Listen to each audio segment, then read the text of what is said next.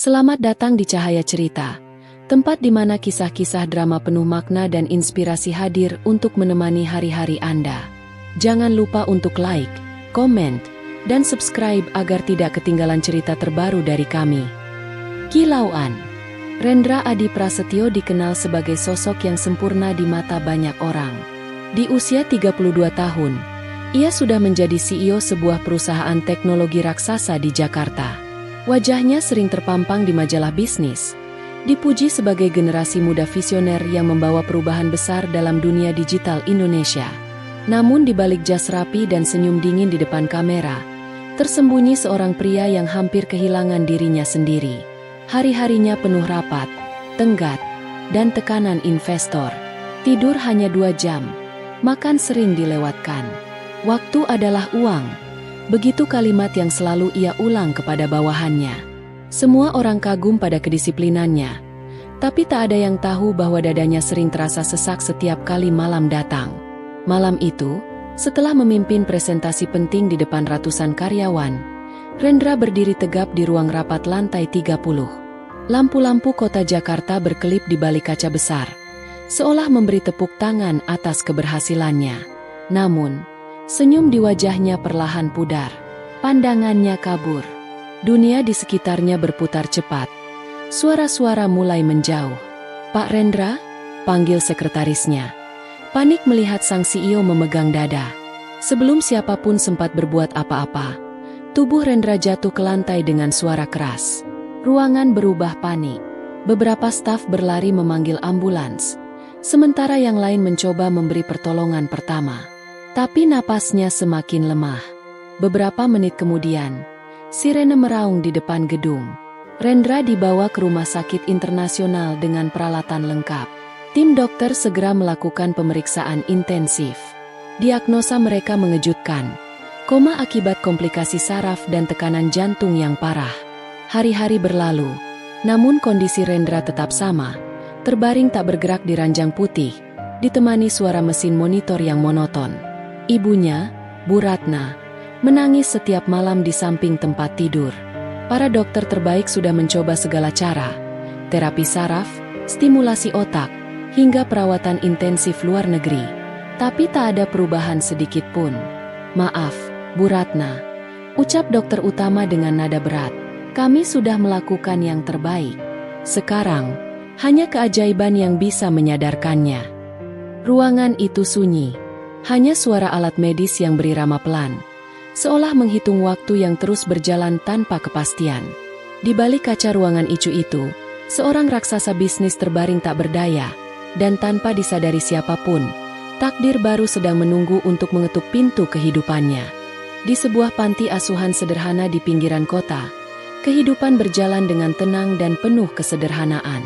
Di sana tinggal seorang gadis bernama Alia, berusia 17 tahun, yatim piatu sejak kecil.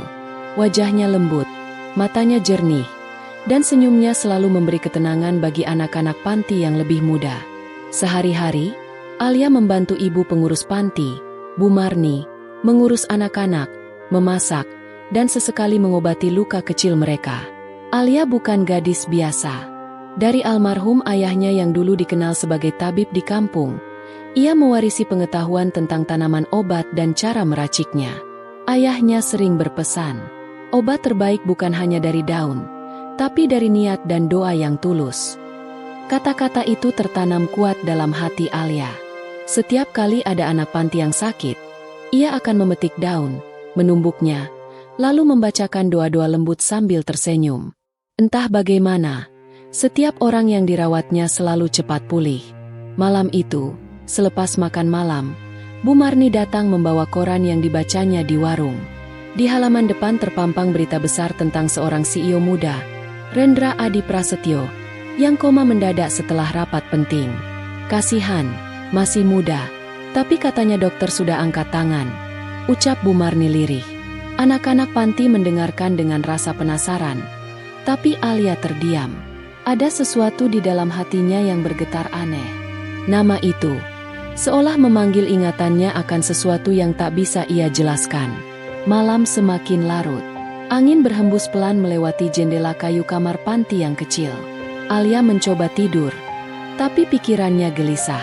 Saat akhirnya ia terlelap, mimpi aneh datang menghampiri. Ia berdiri di sebuah ruangan serba putih, sunyi dan dingin. Di depannya, seorang pria muda terbaring lemah di ranjang rumah sakit. Wajahnya pucat, namun memancarkan ketenangan yang aneh.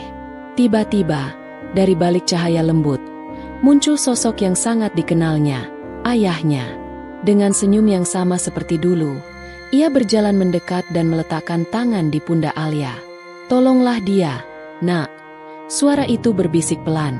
"Gunakan daun kehidupan." Alia terbangun dengan napas tersengal dan keringat di kening. Ia menatap langit-langit kamar yang retak. Jantungnya berdegup kencang. Mimpi itu terasa nyata, seperti panggilan yang tak bisa diabaikan. Ia menatap meja kecil di pojok kamar, tempat ia menyimpan botol-botol kecil berisi ramuan herbal.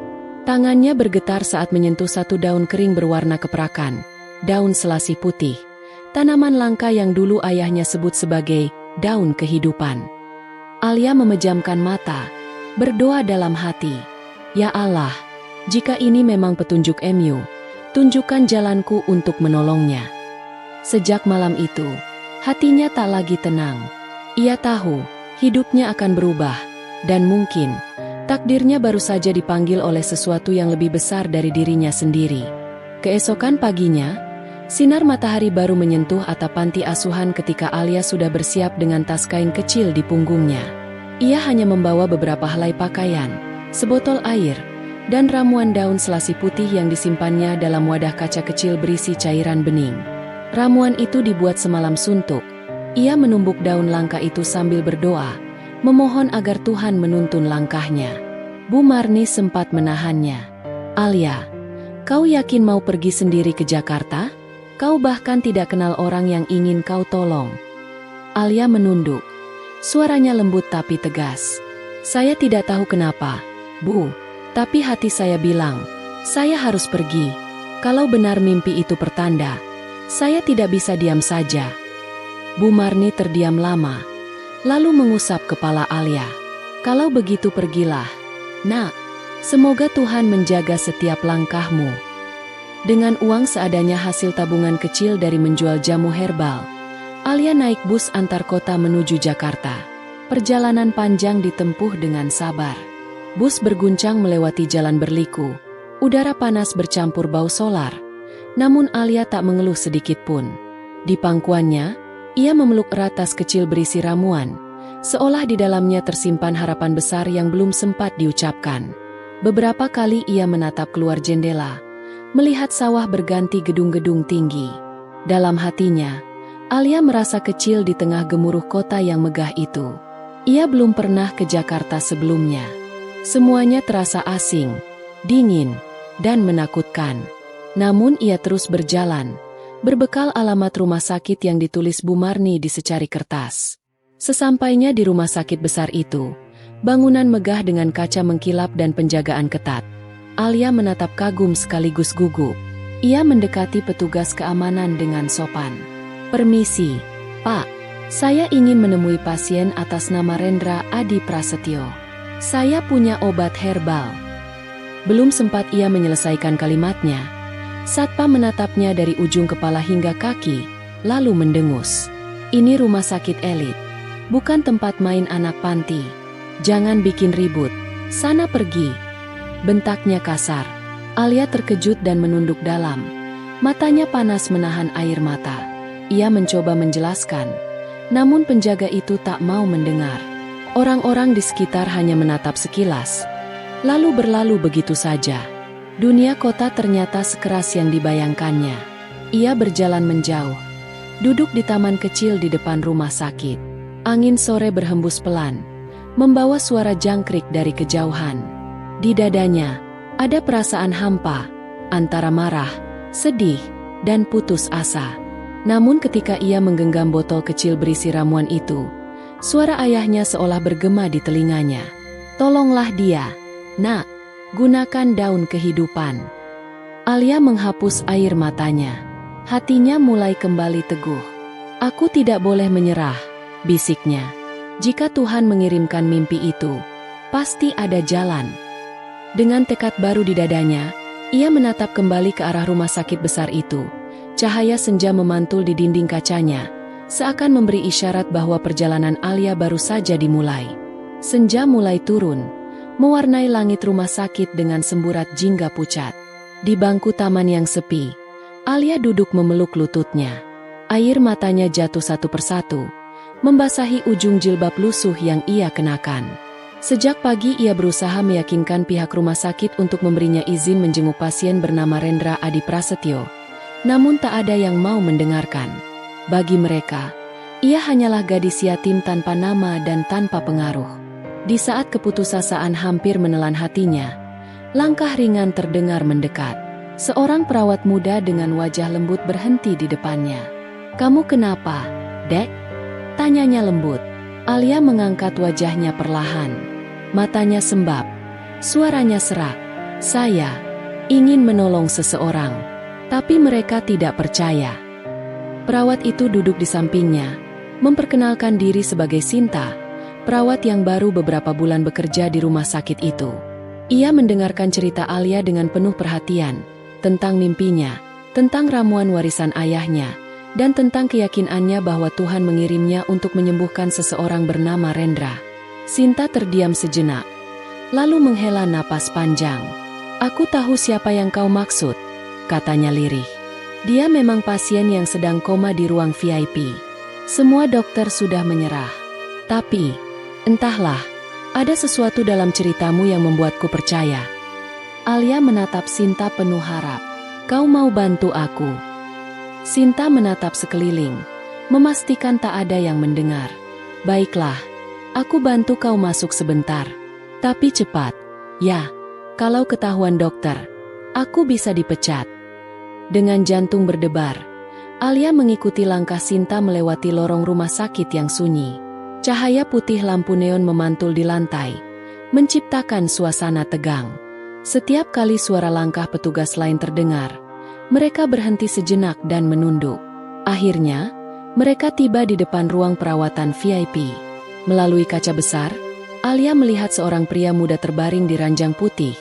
Tubuhnya dipenuhi selang dan alat bantu napas. Wajah itu sama persis dengan yang ia lihat dalam mimpinya. Pucat, tenang, tapi menyimpan sesuatu yang tak bisa dijelaskan, seolah memanggilnya untuk mendekat. Sinta membuka pintu perlahan. "5 menit saja," bisiknya. Alia melangkah masuk dengan hati bergetar. Ruangan itu berbau antiseptik. Sunyi hanya diisi bunyi mesin monitor berdetak lembut. Ia berdiri di sisi ranjang, menatap Rendra lama-lama. Di balik tubuh lemah itu, ia melihat seorang manusia yang masih berjuang antara hidup dan mati. Dengan tangan gemetar, Alia merogoh tas kainnya dan mengeluarkan botol kecil berisi ramuan daun selasih putih. Ia menatap wajah Rendra dengan mata berkaca-kaca. "Bapak," bisiknya lirih. Suaranya hampir tak terdengar. "Izinkan saya mencoba." "Ya, saya tidak tahu apakah ini akan berhasil, tapi saya percaya Tuhan yang akan bekerja melalui tangan saya." Sinta memandanginya dari jauh, menahan napas. Dalam kesunyian itu, seolah waktu berhenti. Dan di tengah ruangan dingin penuh alat medis itu, pertemuan dua jiwa yang ditakdirkan pun akhirnya terjadi, bukan karena kebetulan, tapi karena keajaiban yang pelan-pelan mulai menulis takdirnya sendiri. Malam pertama Alia berada di ruang VIP terasa seperti mimpi. Ia menatap Rendra yang terbaring lemah, tubuhnya nyaris tanpa gerak, hanya suara mesin monitor yang menandakan kehidupan masih bertahan. Di meja kecil di samping ranjang, Alia menyiapkan ramuan dengan hati-hati. Dari botol kaca kecil, ia meneteskan cairan hasil rebusan daun selasih putih, dicampur dengan madu hutan dan sedikit air hangat. Aroma lembut herbal memenuhi ruangan. Sinta yang berjaga di pintu memandang khawatir. "Kau yakin ini aman?" tanyanya pelan. Alia mengangguk dengan keyakinan yang jarang dimiliki gadis seusianya. "Ayahku dulu selalu bilang, selasih putih menenangkan jantung dan saraf. Tapi yang paling penting adalah niatnya." Ia kemudian membasahi kain putih dengan ramuan itu, memerasnya perlahan, lalu menaruhnya di dada Rendra dengan penuh kelembutan. Tangan kecilnya bergetar, Tapi matanya menatap penuh doa. Ya Allah, bukan karena aku, tapi karena kasih MU. Berilah dia kesempatan hidup kembali, bisiknya lirih.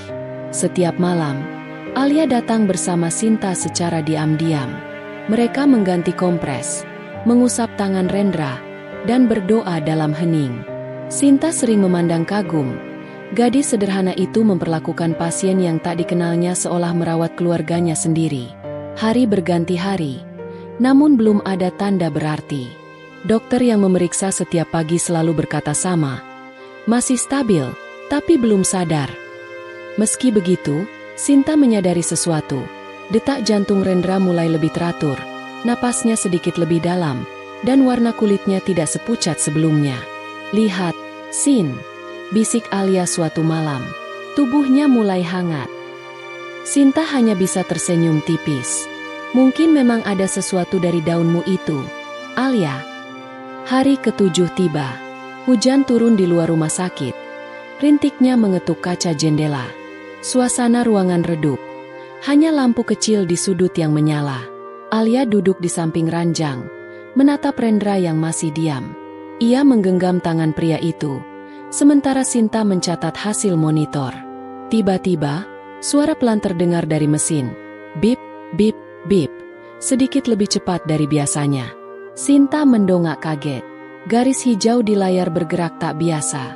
Sebentar, ini, katanya terhenti. Alia menatap ke tangan Rendra, dan di sana, sebuah keajaiban kecil terjadi. Jari Rendra, yang selama berminggu-minggu tak pernah bergerak, perlahan bergetar, lalu menekan lembut tangan Alia yang menggenggamnya. Sinta menutup mulutnya. Air matanya langsung menetes. Dia merespons. Serunya pelan, hampir tak percaya. Alia terpaku. Dadanya bergetar hebat. Ia menggenggam tangan itu lebih erat. Suaranya bergetar penuh haru. Terima kasih, Tuhan. Dia mendengar. Di luar, hujan turun semakin deras. Seolah langit ikut menangis bahagia. Dan di dalam ruangan itu, kehidupan yang hampir padam perlahan menyala kembali, dipantik oleh ketulusan seorang gadis yatim dan ramuan sederhana yang dibuat dengan doa. Fajar menembus jendela ruang VIP, membawa cahaya keemasan yang lembut. Sinta baru saja menyelesaikan pergantian kompres terakhir di dada Rendra ketika sesuatu membuatnya berhenti bergerak. Monitor menunjukkan ritme detak jantung yang stabil, tapi bukan itu yang membuatnya terpaku. Kelopak mata Rendra sedikit bergetar. Sinta menatap tak percaya, lalu berlari ke sisi ranjang. Alia, lihat. Serunya panik bercampur bahagia. Alia yang sedang membersihkan meja menoleh cepat. Ia menahan napas ketika melihat mata Rendra perlahan terbuka. Pupilnya menyesuaikan dengan cahaya. Napasnya tersengal, tapi nyata. Kehidupan kembali menyalakan tubuh yang selama berminggu-minggu hanya menjadi bayangan. Sinta langsung menekan tombol darurat di dinding. Beberapa detik kemudian, dokter dan perawat lain bergegas masuk. Ruangan yang biasanya sunyi tiba-tiba dipenuhi suara langkah tergesa dan seruan tak percaya. Tekanan darahnya naik stabil, ujar salah satu perawat. Respons sarafnya normal. Tambah yang lain. Dokter utama, seorang pria parubaya bernama Dr. Herman, memeriksa Rendra dengan wajah serius.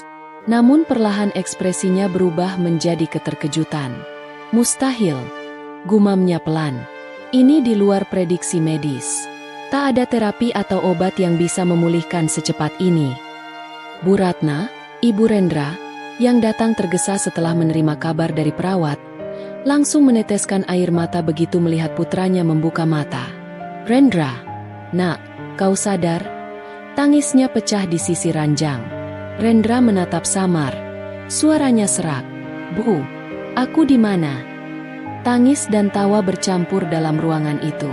Semua orang bersyukur, tapi juga kebingungan. Dokter saling bertukar pandang, mencari jawaban logis yang tak ditemukan. Dalam kegaduhan itu, hanya Alia yang berdiri di sudut ruangan, menunduk dengan mata berkaca-kaca. Ia tak ingin mendapat perhatian. Ia hanya berdoa dalam hati, berterima kasih pada Tuhan yang telah menjawab doanya. Namun kebenaran tak bisa disembunyikan lama. Ketika Dokter Herman bertanya siapa yang terakhir melakukan perawatan, Sinta menatap Alia, ragu sejenak, lalu berkata jujur, "Pak Dokter, sebenarnya, selama seminggu ini, ada seorang gadis yang membantu saya. Dia yang membuat ramuan herbal dan merawat Pak Rendra setiap malam." Ruangan langsung hening. Semua mata menoleh ke arah Alia. "Gadis ini?" tanya Bu Ratna pelan. "Kau yang menolong anak saya?" Alia menunduk lebih dalam. Suaranya nyaris tak terdengar. "Saya hanya melakukan apa yang saya bisa, Bu. Semua karena izin Tuhan." Beberapa dokter saling berbisik. Ada yang skeptis, ada yang kagum. Tapi tak ada satupun yang bisa menyangkal fakta di depan mata. Pria yang telah koma berminggu-minggu kini sadar setelah perawatan dari seorang gadis yatim dengan obat kampung. Bu Ratna memeluk Alia dengan air mata haru. "Nak, entah siapa kamu sebenarnya, tapi kau telah menyelamatkan hidup anakku. Tuhan pasti mengirimu ke sini bukan tanpa alasan." Dan sejak pagi ajaib itu, kabar tentang CEO yang bangun dari koma berkat ramuan seorang gadis yatim mulai menyebar pelan-pelan di antara staf rumah sakit. Sebuah keajaiban kecil yang mengguncang logika medis, tapi menghidupkan kembali kepercayaan pada kuasa Tuhan dan ketulusan hati manusia. Hari-hari berlalu dengan cepat sejak keajaiban itu terjadi. Rendra kini sudah bisa duduk di ranjangnya, meski tubuhnya masih lemah. Warna di wajahnya telah kembali, dan senyum hangat mulai menggantikan kesunyian panjang yang dulu menyelimuti ruang perawatannya. Setiap kali menatap langit-langit rumah sakit, ia selalu teringat sosok gadis muda yang pernah menggenggam tangannya di ambang batas hidup dan mati, Alia. Suatu pagi, ia meminta kepada ibunya dan pihak rumah sakit untuk bertemu dengan gadis itu. "Aku ingin berterima kasih langsung pada penyelamatku," katanya pelan. Dokter sempat menyarankan agar ia beristirahat, tetapi Rendra bersikeras. "Aku tidak akan tenang sebelum menatap matanya dan mengucapkan terima kasih." Ketika Alia akhirnya datang, langkahnya ragu. Ia mengenakan pakaian sederhana, jilbab lusuh, dan membawa tas kecil yang mulai pudar warnanya. Sinta menemaninya masuk ke ruang pasien. Begitu melihat Rendra duduk tegak di ranjang, Alia spontan menunduk. Tak percaya bahwa pria yang dulu terbaring tak berdaya kini menatapnya dengan senyum hangat. "Duduklah, Alia," ucap Rendra lembut. Gadis itu menuruti dengan gugup. Suasana hening beberapa detik. Hanya diisi bunyi detak mesin infus yang pelan. Lalu, tanpa ragu, Rendra menggenggam tangan Alia. Genggaman itu bukan sekadar ucapan terima kasih, tapi seperti ikatan antara dua jiwa yang dipertemukan oleh takdir. "Terima kasih, Alia," katanya. Suaranya bergetar. "Kamu bukan hanya menyelamatkan hidupku, tapi juga mengingatkanku untuk hidup dengan hati.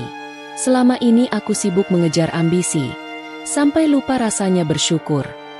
Alia tersenyum malu, menunduk. "Saya hanya berbuat kecil, Pak. Yang menyembuhkan tetap Tuhan." "Tapi Tuhan memilihmu untuk menolongku," balas Rendra dengan lembut. Hari-hari berikutnya, hubungan mereka semakin dekat. Rendra sering meminta Alia bercerita tentang ayahnya dan bagaimana ia belajar membuat ramuan herbal. Alia bercerita dengan mata berbinar tentang hutan tempat ayahnya dulu mencari tanaman obat dan pesan terakhirnya tentang pentingnya menolong sesama. Cerita itu menggugah hati Rendra lebih dalam daripada semua seminar motivasi yang pernah ia ikuti. Ketika akhirnya ia keluar dari rumah sakit, Rendra membuat keputusan besar. Ia mengumumkan pembentukan Yayasan Ayah Alia, sebuah lembaga sosial di bawah perusahaan miliknya. Yayasan itu berfokus pada pengobatan herbal gratis bagi masyarakat miskin dan pendidikan anak-anak panti. Ia bahkan menugaskan Alia sebagai pengelola utamanya, meski gadis itu sempat menolak dengan rendah hati. "Pak, saya tidak punya pendidikan tinggi," ujarnya ragu. Rendra tersenyum. "Yang kubutuhkan bukan ijazahmu, Alia, tapi hatimu." Sejak hari itu, Alia bukan lagi sekadar gadis yatim yang datang membawa obat kampung. Ia menjadi bagian dari keluarga besar yang baru, keluarga yang tumbuh dari rasa syukur, kasih, dan persaudaraan yang tak akan pernah pudar, bahkan setelah luka-luka lama sembuh sepenuhnya. Beberapa bulan telah berlalu sejak keajaiban itu mengguncang rumah sakit dan dunia bisnis Rendra. Hidupnya kini benar-benar berubah. Dari seorang CEO yang dulu dikenal tegas, dingin, dan sulit didekati, ia menjelma menjadi sosok yang ramah dan penuh empati. Setiap pagi, ia menyapa para karyawan dengan senyum hangat, bahkan sering duduk makan siang bersama staf bagian kebersihan. Banyak yang tak percaya, pria yang dulu hidupnya hanya diisi rapat dan target kini lebih sering berbicara tentang nilai hidup dan doa. Setiap akhir pekan, Rendra selalu menyempatkan diri mengunjungi panti asuhan tempat Alia dibesarkan. Ia datang tanpa pengawalan, membawa buku, pakaian, dan bahan makanan. Anak-anak kecil memanggilnya Om Rendra dan berebut ingin duduk di pangkuannya. Sementara itu, Alia mengajar anak-anak membaca dan mengenalkan tanaman herbal yang tumbuh di kebun kecil belakang panti. Suatu hari, setelah selesai mengunjungi panti, Rendra dan Alia berjalan berdampingan di halaman klinik baru yang mereka dirikan bersama. Klinik itu sederhana tapi selalu ramai, bukan hanya oleh pasien, tapi juga oleh harapan. Di sana, orang-orang miskin mendapat perawatan gratis, dan para tabib muda belajar menggabungkan ilmu modern dengan pengetahuan herbal tradisional. Sore itu, langit berwarna jingga lembut. Angin berhembus membawa aroma dedaunan basah. Rendra menatap Alia yang sedang memeriksa tanaman selasih putih di pot kecil. "Alia," panggilnya pelan. "Aku masih ingin tahu satu hal." Alia menoleh, tersenyum. "Tentang apa, Pak?" "Daun itu, ramuan itu. Mengapa bisa menyembuhkanku padahal semua dokter sudah menyerah?" Alia menatap mata Rendra. Matanya tenang dan jernih. "Yang menyembuhkan bukan daun itu, Pak," ujarnya lembut. Rendra mengerutkan dahi. "Lalu apa?" "Doa dan ketulusan hati," jawab Alia sambil tersenyum. "Ayah selalu bilang, obat yang paling mujarab adalah hati yang tulus dan doa yang benar-benar dipanjatkan dengan keyakinan." Rendra terdiam lama. Kata-kata itu menembus jauh ke dalam dirinya. Selama ini ia mencari kesembuhan melalui teknologi, uang, dan ilmu, tapi ternyata yang menghidupkannya kembali adalah sesuatu yang tak bisa dijual di dunia, ketulusan. Langit semakin temaram. Mereka berdua berdiri di depan klinik, yayasan ayah Alia, menatap matahari tenggelam di balik pepohonan. Rendra menatap Alia dengan penuh hormat, seolah melihat putri dari seseorang yang pernah menanamkan cahaya dalam hidupnya. "Terima kasih, Alia," katanya lirih. "Kamu telah memberiku lebih dari nyawa. Kamu mengajariku makna hidup." Alia tersenyum lembut. "Saya hanya meneruskan apa yang ayah ajarkan, menolong tanpa pamrih, karena kasih yang tulus selalu menyembuhkan." Sore itu, dua jiwa yang dulu terpisah oleh nasib kini berjalan berdampingan, bukan oleh darah, bukan oleh kekuasaan, tapi oleh keajaiban hati. Sebuah pelajaran abadi bahwa ada obat yang tak dijual di dunia: doa, ketulusan, dan kasih yang murni.